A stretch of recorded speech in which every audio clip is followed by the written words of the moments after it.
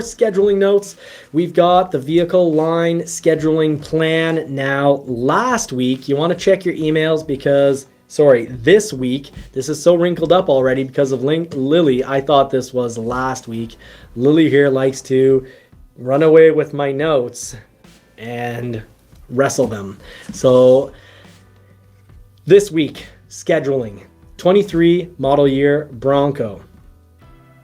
You've got Bronco Sport, Escape, Expedition, Explorer, F-150, Mach-E, Maverick, Super Duty, and the Transit. Now, if you want a Transit, they're generally a very long wait. A lot of dealerships in reality are going to be looking at, a miracle. Maybe you can get one in 6 months, but generally a Transit, because sometimes for no reason they just get scheduled because the factory is like, hey, it's, this dealership's turn and hey, that we can build that.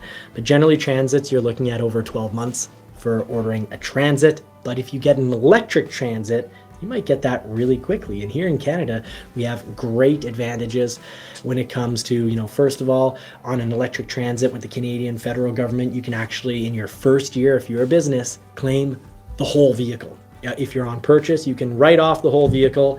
And interestingly enough, here in our province, huge rebates if you're going to be plating it as a business vehicle.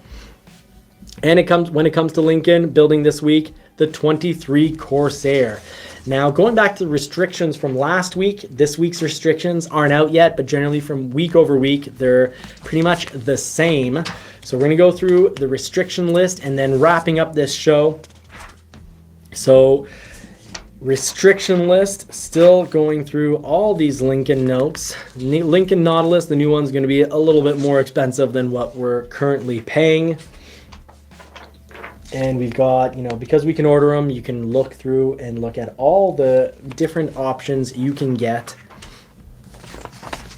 But what will get you possibly in trouble? And it's weird because you can have every restriction on the list and then sometimes you just get built. But things you definitely want to avoid here, if you're going with an F-150, I'd say definitely avoid the twin panel moonroof, power tailgate, STX appearance package, STX black appearance package, and the chrome appearance package, as well as Tremor, King Ranch, a Lariat without the sport appearance package, which is cool. The Lariat looks great with sport appearance package anyways, XLT with black appearance package, and XLT with XTR package. These things will get built, but currently they're not scheduling. So that is what you need to keep in mind. Now, continuing the F-150, now the following configurations require optional equipment to be eligible to schedule. So all XLT Crew Cab and Lariat 501 trucks with sport appearance package require 6-foot extended dark gray accent running boards. Lariat 502 trucks with sport appearance package require either a 6-inch extended dark gray accent running boards or power deployable running boards. If you deal with snow and ice, power deployable running boards, often the motor burns out because there's an ice issue. So keep that in mind. And Lariat 502 trucks with black appearance package will require power deployable running boards with black accent. And orders with a 3.5 liter EcoBoost engine, when equipped with any of the following packages, require a tough bed spray-in bed liner, STX black appearance package, XLT black appearance package, Lariat black appearance package, and Platinum black appearance package. But you can actually find F-150s on lots, incredible, either this month, and generally on the remaining 2022 F-150s, you're either going to see a huge cash rebate. In Canada, it's $7,000 for the next few days, or a very low interest rate, either 0 or 1% interest rate. So that's what's going on with the F-150. The Super Duty, what's not scheduling right now is King Ranch, Platinum, and Limited model. And what will likely take longer because of limited availability is the 360 camera, the 6.8 liter V8 engine, petrol powered model, the 7.3 liter V8, also known as Godzilla, incredible push rod engine, so very, very cool right there. And more Super Duty talk without my glasses. You want to try to avoid if you can, because it could take longer to schedule. You know, Ford's words, may take longer to schedule due to limited availability, is the interior work surface, the Ford 2040 bench seating, and the Ford Pro upfit integration system. So those are your notes, people. Try to avoid those if you're in a hurry to get your Super Duty, but these days Super Duties generally are a bit of a long wait. Mind you, sometimes you throw one in the system. This is another weird one. Sometimes 1 week you throw a new order in the system because it's not too complicated. It passes everyone and it gets scheduled right away because the factory was able to they're just hunting for that build. So there are rare instances. People on the forums, you're going to see some people saying like, hey, it's easy to get one. I went in, ordered, and the week after I got scheduled. So, you know, doesn't matter what you order. Doesn't matter when you order. Go order a vehicle. Go order a Super Duty. It's super fast. That's not always going to be the case. Sorry, folks. I'm hiding the hardware. Hiding the good-looking hardware there. Okay, so let's move on to the big models.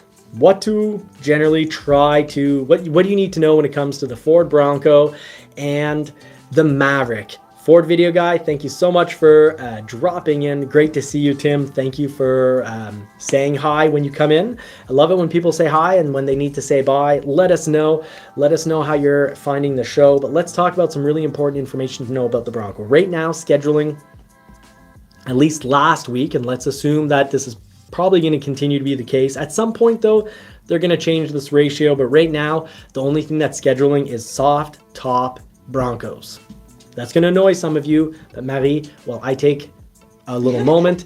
Tell us about your winter experience with our soft top Broncos. Oh, it was great. People say that the snow can come in, but no, not at all. It wasn't cold. We're at the top of a mountain. It's not a huge mountain, but we're at the top of a mountain. The wind gets crazy. The snow sometimes goes at 45 degrees by our window. Even rain we've seen go at 40, you know, basically flat. Across our windows.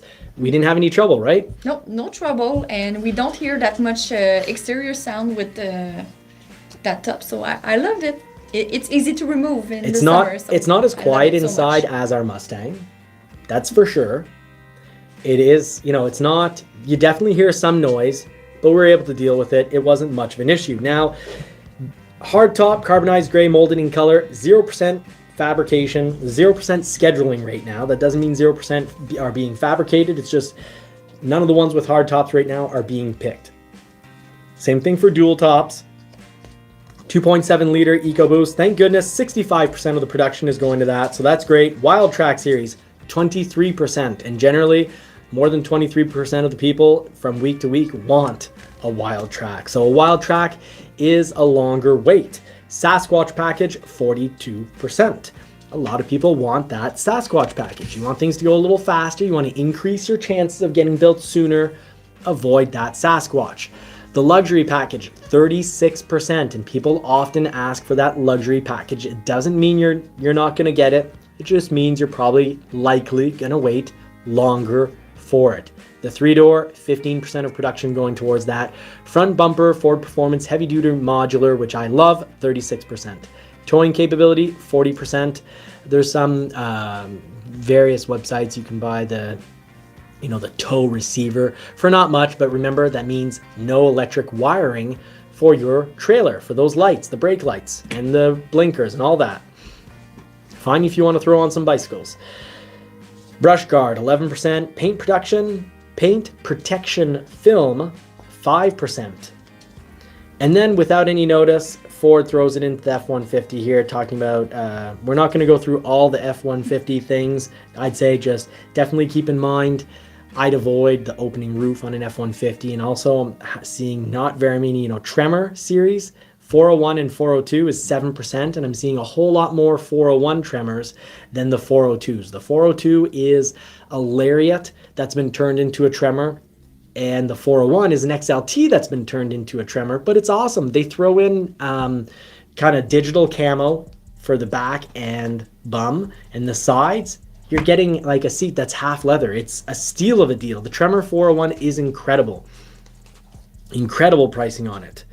So twin panel moonroof on the F-150 is 15%. So there's the big problem right there.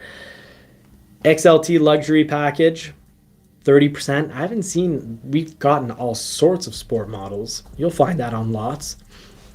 It's the Tremor that's going to be hard to find. They're hot models, and the production on them is only 7%.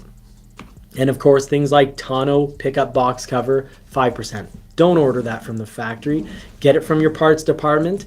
If you don't want to get it from your parts department, well then click on in our descriptions. Every so often we throw in all our links on Amazon. We get rewarded, paid, if you actually go on that link and buy something. So that definitely helps us out. But the tonneau pickup box cover, hard folding from Ford at factory, only 5% of the trucks that roll out can have that. Tonneau pickup box cover, hard roll up, 2%. Bed liner, bed tray liner, 1%. Get it from your parts department or our Amazon links. Bed extender, 2%. Splash guards, molded, 5%. Avoid these things, people. Major problems. And the same, all that is true also for the Maverick, of course. Now, right now, Super Duty King Ranch trim is considered late availability, and it will only be 10% of production. Platinum trim, late availability, only 10%. Limited trim, 5%.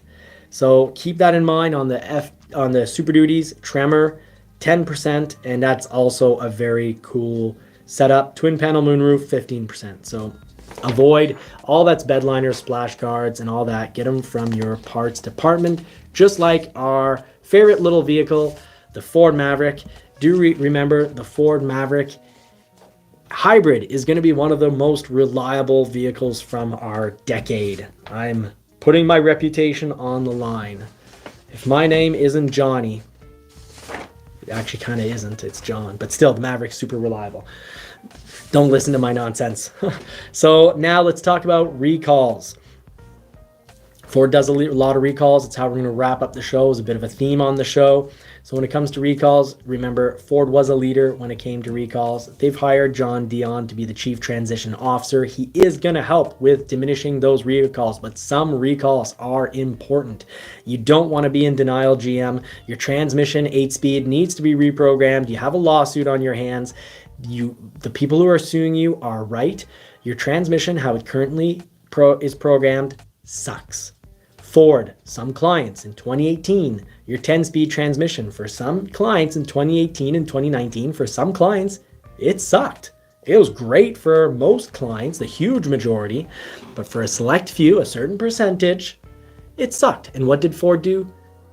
They paid the engineers to do a new program. So you go in, you complain, and the Ford dealership doesn't tell you, oh no, sir, oh no, miss, it's just how you drive, it's in your head. They don't BS you. They busted the BS. They do what I like to do. You bust the BS.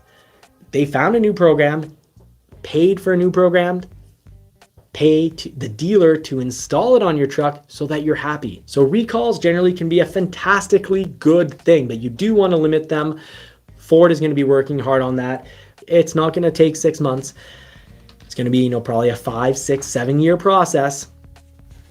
And people forget so easily. I'm seeing Jeep go by through here. We had, I was talking with a guy when we went to buy my 4-wheeler, and he was in the Army, and he saw my plate. So we got, he was like, oh, you're in the Army, blah, blah, blah, blah. So we got to talking, and I can trust him. Between brothers, we don't lie to each other. So he told me how he had worked, 5 or 7 years at a Jeep dealership. And he was talking about how for certain years, so many of them would leak. The hard tops would just leak horribly.